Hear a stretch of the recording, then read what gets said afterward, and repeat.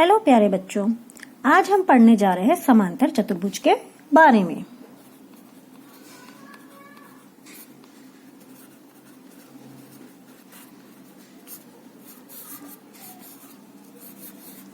समांतर चतुर्भुज के बारे में हमने लास्ट वीडियो में पढ़ा था कि समांतर चतुर्भुज का एक विकर्ण उसे दो सर्वांगसम त्रिभुजों में विभाजित करता है। तो हमने क्या पढ़ा था कि समांतर चतुर्भुज का एक विकर्ण उसे दो सर्वांगसम त्रिभुजों में विभाजित करता है।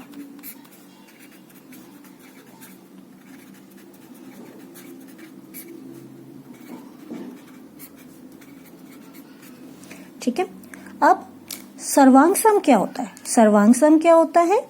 यानी कि वो त्रिभुज दोनों ही क्या होंगे? बराबर होंगे। और विभाजित मतलब क्या होता है? बांटना।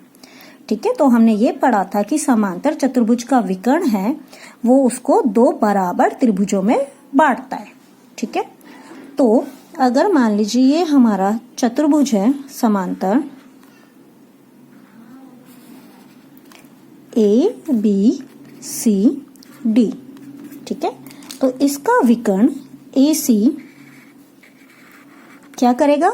इसको दो बराबर त्रिभुजों में बांटेगा। तो कौन से वो दो त्रिभुज हो जाएंगे? एक त्रिभुज हो जाएगा त्रिभुज ABC और दूसरा त्रिभुज कौन सा होगा? CDA। और ये दोनों ही त्रिभुज क्या होंगे? सर्वांगसम, यानी कि बिल्कुल बराबर। ठीक है, ये हमने पढ़ा था। अगर ये दोनों त्रिभुज सर्वांगसम है तो इसका मतलब है कि इसकी सारी भुजाएं और इसके सारे कोण भी बराबर होंगे। तो हमने ये पढ़ा है कि अगर दो त्रिभुज सर्वांगसम होते हैं तो उनकी जो संगत भुजाएं और संगत कोण होते हैं वो भी बराबर होते हैं। तो लिख देते हैं, यदि त्रिभुज ABC और त्रिभुज CDA सर्वांगसम में तो उसकी सभी संगत भुजाएं और संगत कोण भी बराबर होंगे।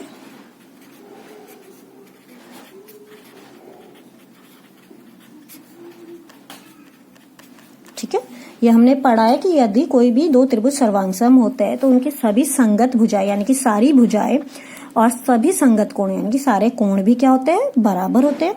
इसका मतलब क्या है कि AB बराबर होगा किसके? CD के।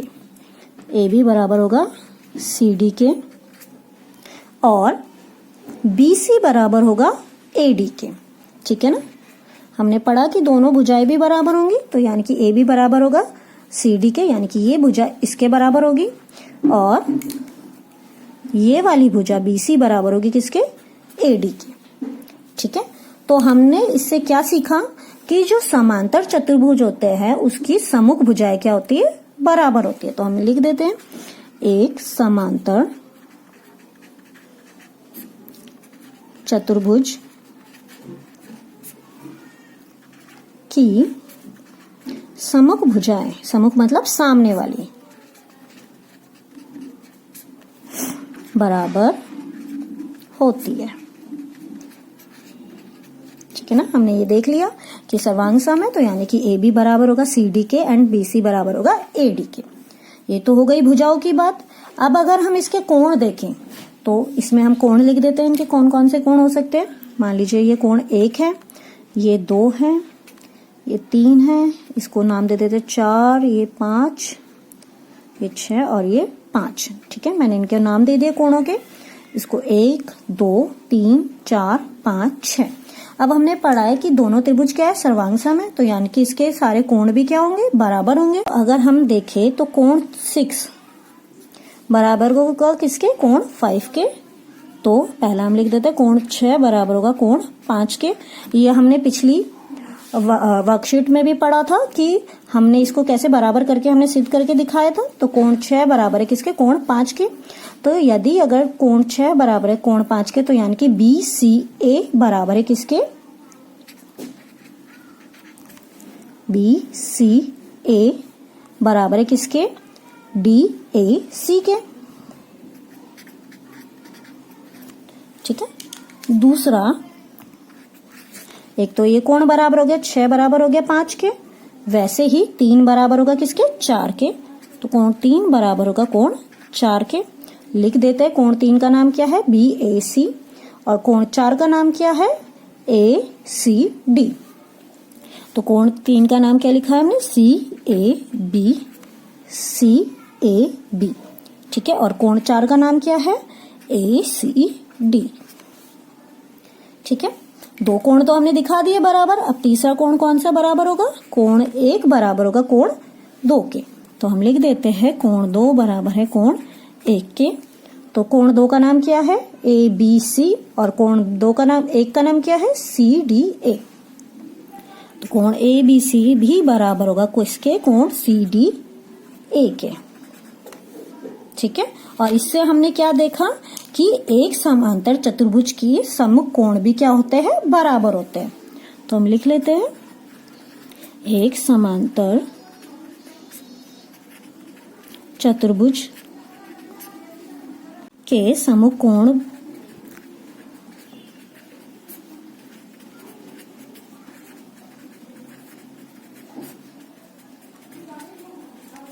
ठीक है।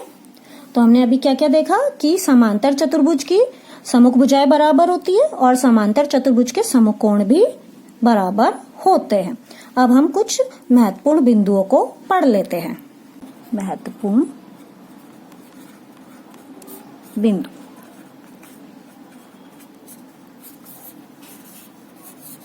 सबसे पहले हमने क्या देखा था कि अगर किसी चतुर्भुज की सम्मुख भुजाएं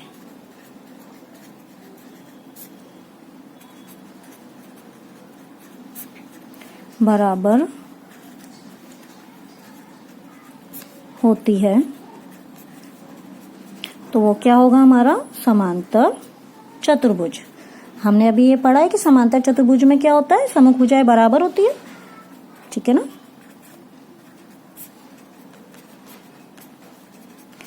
ठीक है। तो मान लीजिए उदाहरण, PQRS एक चतुर्भुज है।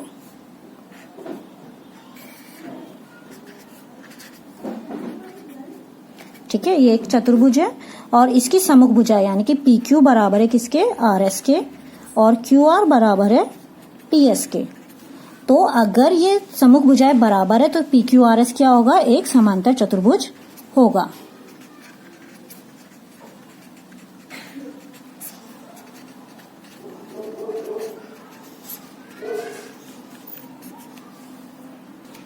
तो पहला महत्वपूर्ण बिंदु क्या हो गया कि यदि कोई चतुर्भुज है और उसकी सम्मुख भुजाएं बराबर है तो वो कौन सा चतुर्भुज होगा, समांतर चतुर्भुज।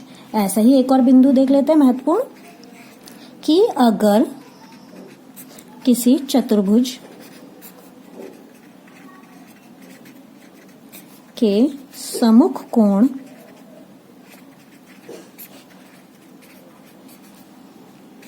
बराबर है तो वह अवश्य एक समांतर चतुर्भुज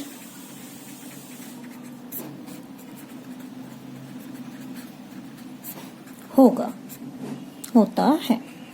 ठीक है। उदाहरण देख लेते हैं।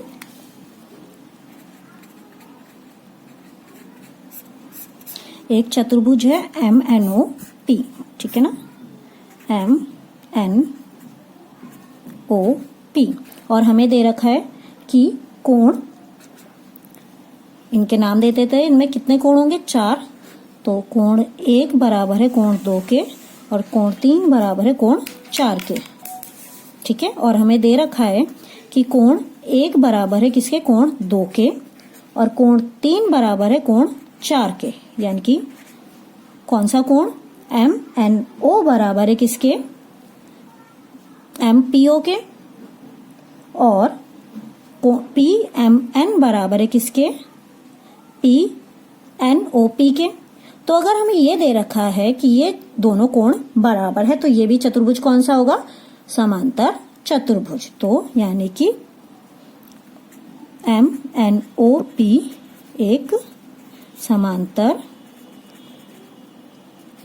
चतुर्भुज होगा। ठीक है, तो हमने 2 पॉइंट्स पढ़े कि समांतर चतुर्भुज की क्या होता है, सामने वाली भुजाएं बराबर होती है और सामने वाले कोण भी बराबर होते हैं। होप सो आपको वीडियो समझ आया होगा और पसंद आया होगा।